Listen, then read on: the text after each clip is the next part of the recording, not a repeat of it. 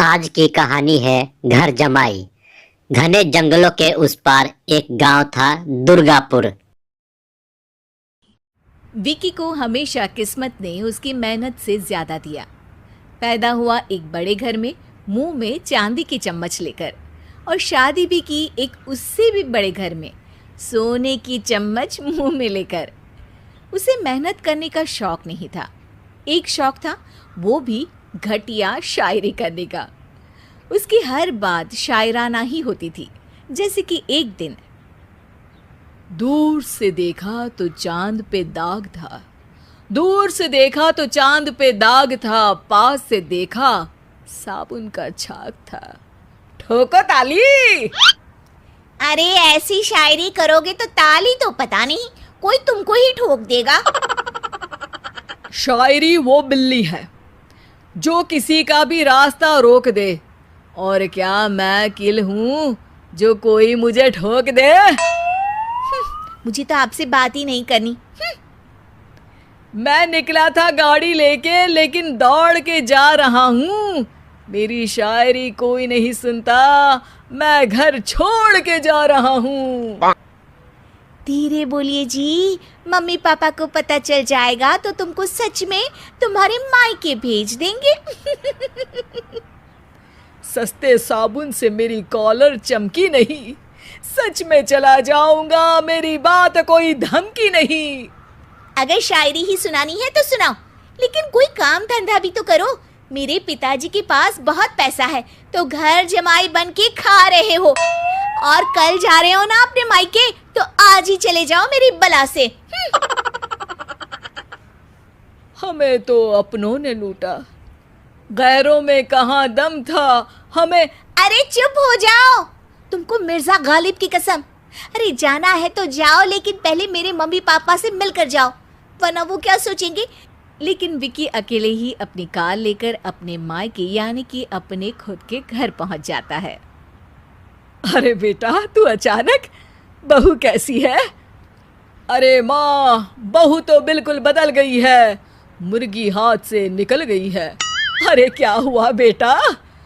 उसकी आती नहीं है, मेरी जाती नहीं है। मैं करता हूँ शायरी, उसे भाती नहीं है। मेरे पास उसका फोन आया था बेटा, सही कह रही है वो। तुमको काम करना चाहिए, तभी तो इज्जत मिलेगी। घर जमाई बनके सास ससुर के पैसों पर कब तक ऐश उड़ाते रहोगे? मेरी जिंदगी में हर तरफ से उंगली हो रही है, फोन पर मेरी चुगली हो रही है।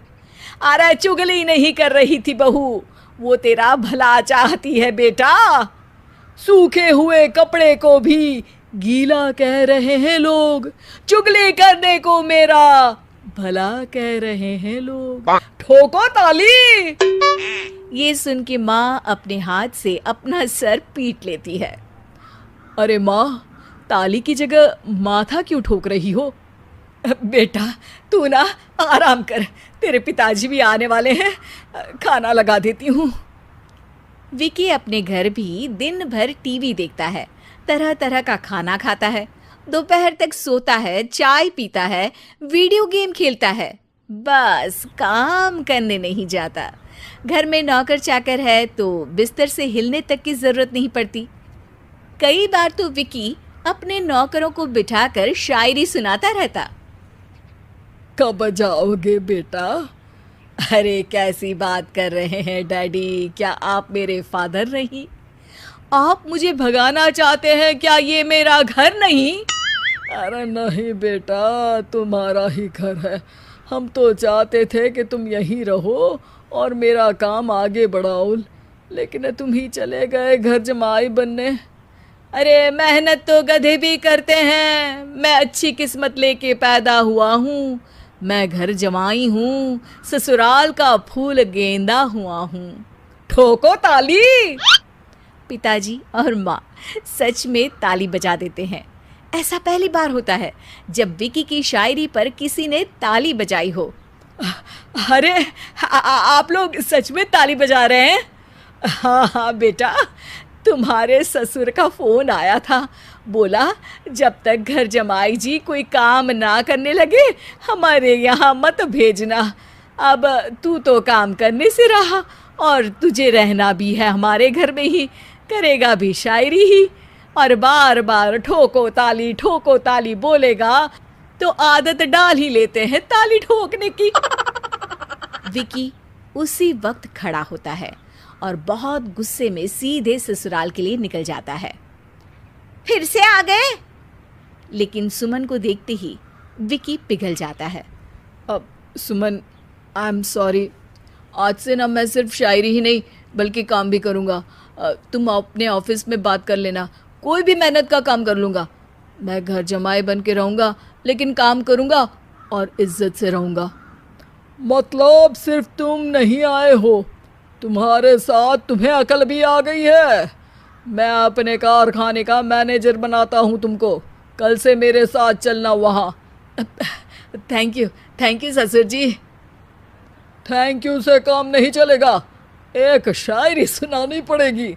है जरूर। ससुर के पास पैसा होते भी मेहनत जिसको भाई है, वही सच्चा दामाद है, वही अच्छा घर जमाई है। ठोको ताली। सब विकी की शायरी पर ताली ठोक देते हैं। शिक्षा, जब किस्मत आपको बहुत सारा दे दे तो उसकी कद्र करनी चाहिए और मेहनत करना कभी नहीं भूलना चाहिए।